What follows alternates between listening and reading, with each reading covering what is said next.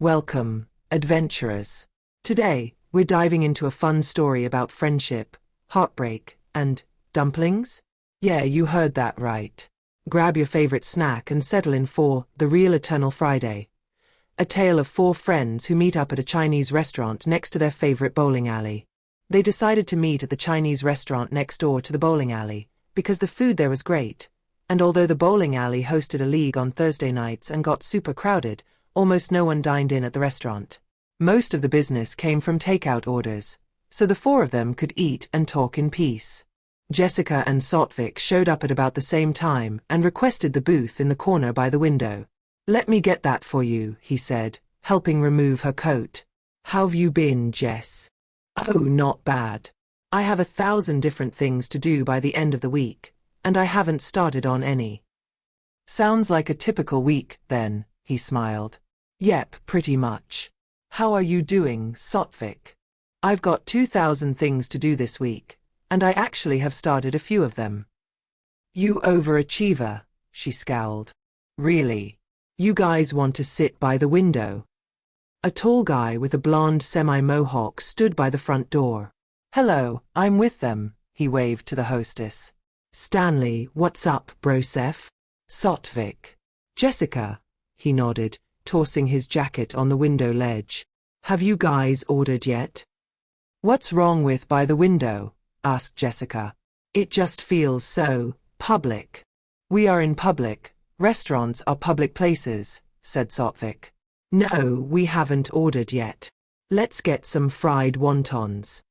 "Ugh, no thank you. I'm fat enough as it is." "You're not fat, Jess." "Yes, I am, Stan." "No, you're not. How about spring rolls? Those are pretty healthy." "Okay.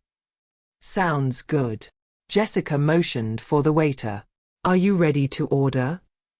"We'd like some apps and drinks," said Stanley. "Our friend is running a little late. We'll wait till he shows up to order our entrees." "Jess, what do you want to drink?" "I'll have wine, please. Red, Merlot, or whatever is cheapest." "Sotvik. Dr. Pepper if you have it. What if they only have Pib?" "We have Dr. Pepper," said the waiter. "For you, sir." "I'll have a Tsingtao." "What if they only have Sapporo?" asked Jessica. "Don't speak," said Stanley. Jake arrived as they were arguing over who should get the last spring roll. "Sorry, guys, my mom threw a bunch of work at me, like she does every time I go over there. Hey, is anyone gonna eat that spring roll?" As soon as they'd ordered their food, they started the meeting. Sotvik suggested they each take a few minutes to present their work so far, including a brief summary of their sections, their focus, themes, what they'd written, the tone and perspective of their writing, etc. And after everyone had gotten a chance to talk, they could address specific concerns and discuss the big picture of the book in light of what they'd heard. "My section begins with the last date I had with Laura." "The one when..." "Yes, when she broke up with me." "Good call," said Jessica. "I tell it like an action piece. Put the reader in my shoes, my mind. It's graduation, we're launching out into the world, no more school, new jobs, high hopes for the future, and then bam. Bam. She drops the H-bomb." "What's the H-bomb?" asked Stanley. "You don't know what the H-bomb is?" "The hydrogen bomb," said Sotvik. "The most destructive weapon known to man." "It's a metaphor, Stan. She told me she wanted to break up." "She broke his heart," said Jessica. "She crushed my heart. And that's how I introduce my life since then. I talk about my work, the shift from college to career, my social life, my perspective on romance and dating, and go through some of the experiences I've had since breaking up with Laura." "It sounds like a journal," said Stanley. "It's more objective than that." "Do you mention specific people?" "I describe a few of the dates I went on.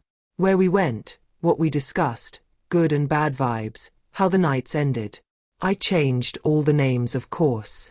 "How many women have you dated?" "Since Laura?" "2, one of whom is ongoing." "Girlfriend?" "Not officially." "Does she know about the book?" asked Jake. "Of course." "All right, who's next? He pointed at Jessica. Why me? She rolled her eyes. Fine. I begin with my first kiss. Ah, how sweet. Shut up, Stan. 12 years old, my last year at summer camp. Spin the bottle with the boys in the pavilion. What was his name? None of your business. Dang, someone's touchy tonight. Let her talk, Stan, Jake grumbled. Thank you. Start with my first kiss, jump from there to my boyfriends in high school. Juxtapose that with the dreams I'd acquired from books, movies, imagination. I've only really outlined the piece so far. It's good, but it's sad. Miserable. Quite fitting, in fact, for such is my love life. What about Todd? I'll reference that as a transitional period, when I realized not all men are evil. It's a work in progress. I intend to mine a nugget of hope from the dark solitude of my existence. Okay, who's next? Fair enough, said Sotvik. Jake, how about you? Look at that smile, laughed Jessica. You'll already know what my section's about. The coolest lady on the planet, she and Sotvik said in unison. Great, so it's a love letter, said Stanley. It's about love, it isn't a love letter. How did you start? With something my dad told me when I was a kid.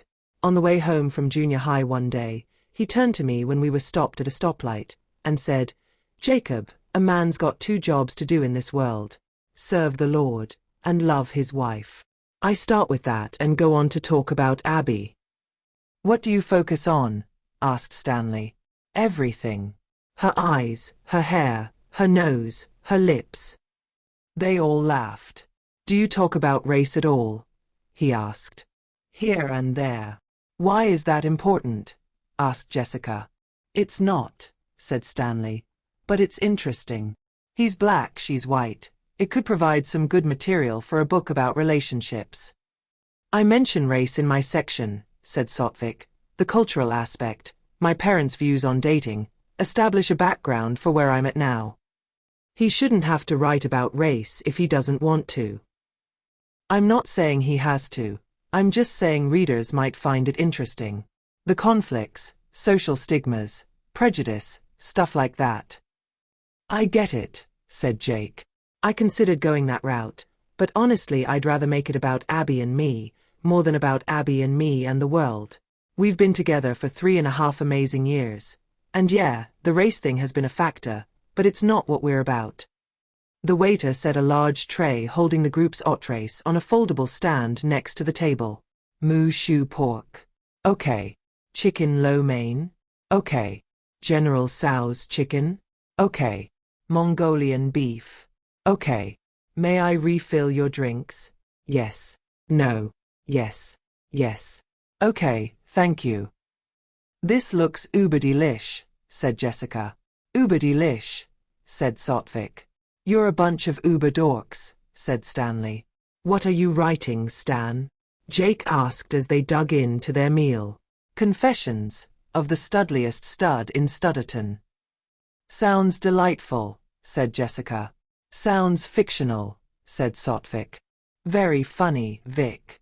No, I'm actually doing a story about the future. I'm writing about my wife, whoever she is, and how I'd like it to be someday.